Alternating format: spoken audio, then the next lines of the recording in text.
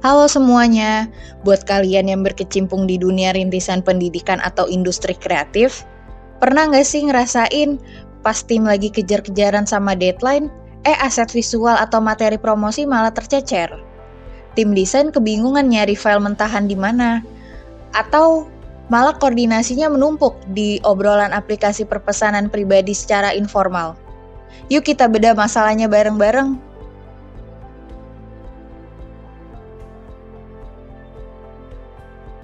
Hal pelik seperti inilah yang sedang saya bahas dan selesaikan pada sebuah entitas akademi yang bergerak di bidang edukasi teknologi. Sebagai institusi yang mengajarkan pemrograman dan robotika untuk anak usia 5-17 tahun, entitas ini punya traksi bisnis yang luar biasa.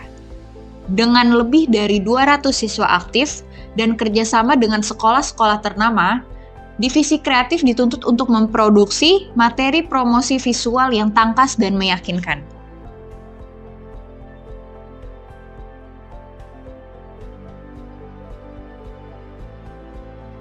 Namun faktanya, di balik layar, mereka sering kewalahan. Mulai dari penyimpanan aset desain yang belum terstandarisasi, praktik di mana revisi desain terpaksa disetujui lewat aplikasi pesan instan tanpa tercatat di sistem utama, hingga limitasi kuota harian perangkat kecerdasan buatan gratisan yang bikin desainer grafis jadi kurang produktif. Hal ini diperparah dengan penggunaan ruang penyimpanan cloud personal yang beresiko tinggi jika sewaktu-waktu pegawai memutuskan untuk resign.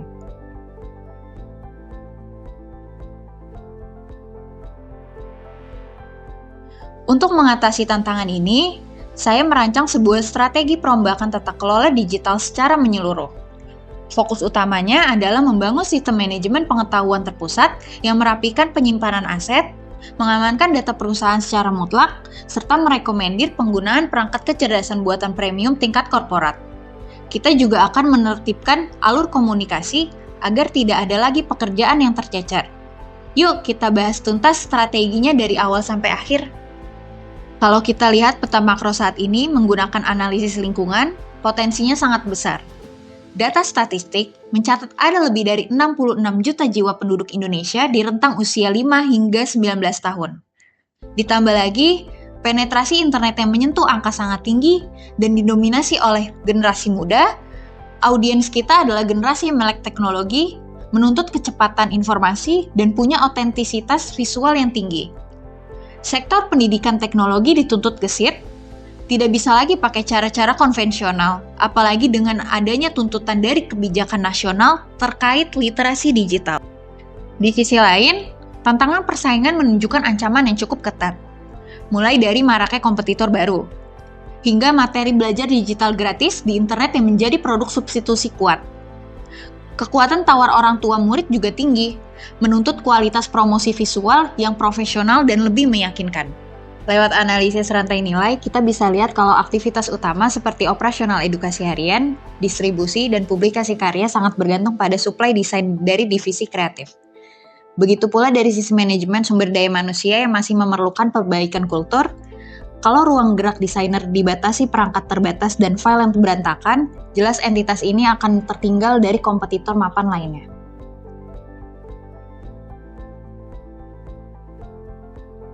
Dari analisis tersebut, kita tidak bisa hanya berdiam diri menggunakan sistem yang transaksional. Ada kebutuhan mendesak untuk mengadopsi layanan kecerdasan buatan premium, menertibkan jejak rekam digital agar sejalan dengan regulasi perlindungan data pribadi, serta menekan jumlah limbah digital dari tumpukan file usang. Hal ini akan menjadi fondasi kokoh untuk memenangkan kepercayaan orang tua murid di tengah persaingan yang semakin agresif.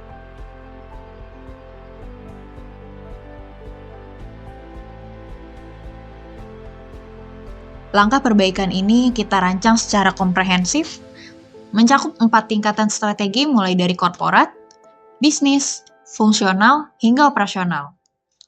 Kebijakan utamanya jelas, yaitu menjamin kedaulatan data dan menyelamatkan aset intelektual organisasi dari resiko kehilangan data. Misalnya, jika sewaktu-waktu desainer mengundurkan diri. Data kurikulum dan aset visual harus berdaulat penuh di bawah kendali manajemen puncak.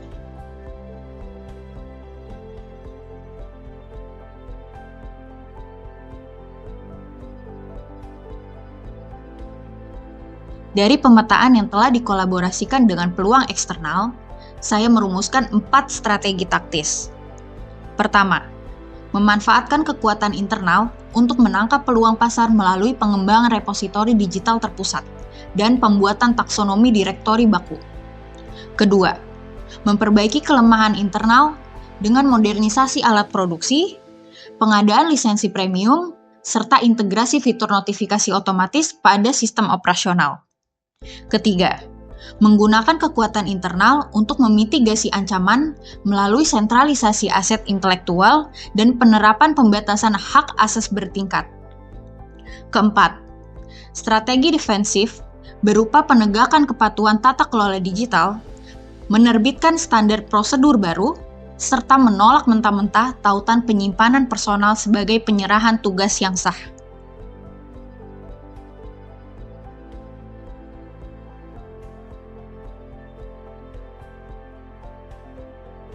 Supaya perombakan ini tidak sekedar menjadi wacana di atas kertas, kita tentukan area kritis keberhasilannya yang kemudian diturunkan menjadi indikator kinerja utama melalui kerangka pengukuran yang seimbang.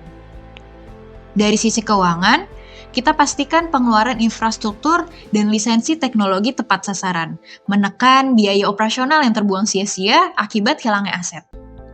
Dari sisi pelanggan, kita berfokus mempercepat siklus penyediaan aset visual dan publikasi karya agar kebutuhan pemasaran dan operasional terpenuhi secara tangkas tanpa penundaan. Dari sisi proses bisnis internal, kita bangun repositori berbasis cloud yang solid dengan target seluruh aset visual berhasil terkonsolidasi dan terpusat di server resmi organisasi. Sementara dari sisi pembelajaran, kita adopsi perangkat premium secara legal, serta mengevaluasi tingkat kepatuhan pegawai secara berkala terhadap aturan baru tata kelola digital ini.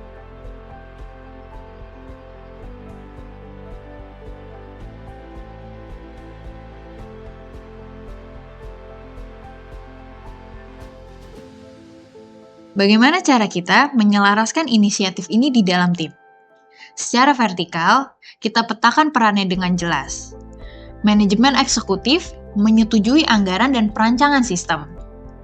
Manajemen fungsional bertugas mengawasi kedisiplinan, pengarsipan, dan penertiban antrian tugas. Sementara itu, untuk tim operasional, bertugas mengeksekusi pembuatan visual dan mengunggahnya secara eksklusif ke repositori resmi.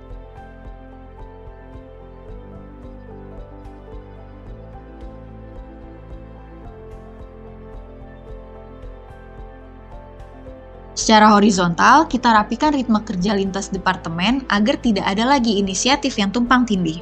Contohnya, permintaan konten reguler seperti feed media sosial disepakati batas waktunya secara jelas. Sementara kebutuhan kilat diakomodasi melalui diskusi terstruktur. Praktik parsial melempar tugas di luar sistem resmi harus dihentikan demi menjaga kedaulatan aset.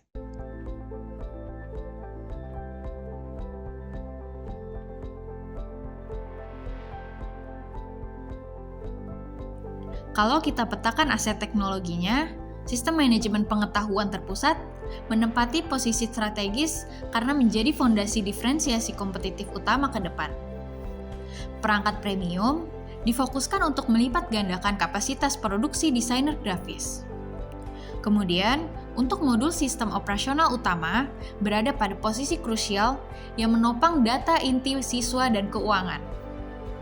Serta, modul komunikasi internal dan pelacakan tugas difungsikan untuk menertibkan rekam jejak revisi desain harian.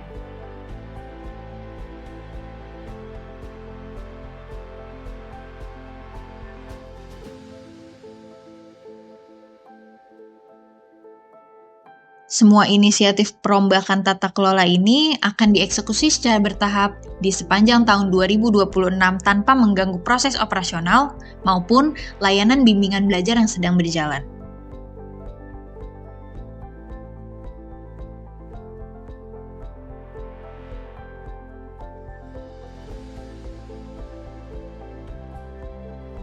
Pada tahap awal, kita memulai modernisasi alat divisi kreatif dengan mendistribusikan akun premium secara merata dan menghapus limitasi harian.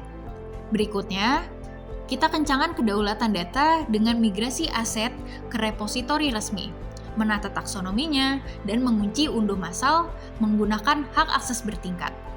Memasuki pertengahan tahun, kita terbitkan standar prosedur yang baru, yaitu melarang keras penggunaan ruang penyimpanan pribadi pegawai sebagai penyerahan tugas yang sah.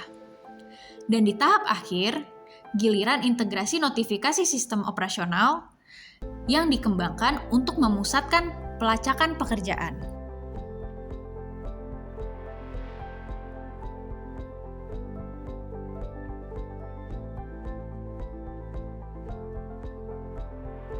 Untuk memastikan transisi ini mulus dan mencapai target, pengawasannya kita lakukan secara berjenjang, mulai dari pemantauan dashboard operasional harian, tinjauan kepatuhan bulanan untuk mencapai target 0% penggunaan tautan pribadi, tinjauan kinerja 3 bulanan, hingga evaluasi tengah tahun bersama manajemen eksekutif.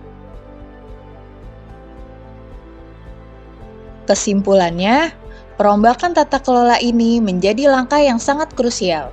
Membangun repositori terpusat, memodernisasi alat produksi, dan menertibkan alur kerja akan membuat operasional entitas ini semakin tangkas, aman dari resiko kehilangan data, dan pastinya siap melahirkan talenta-talenta digital masa depan.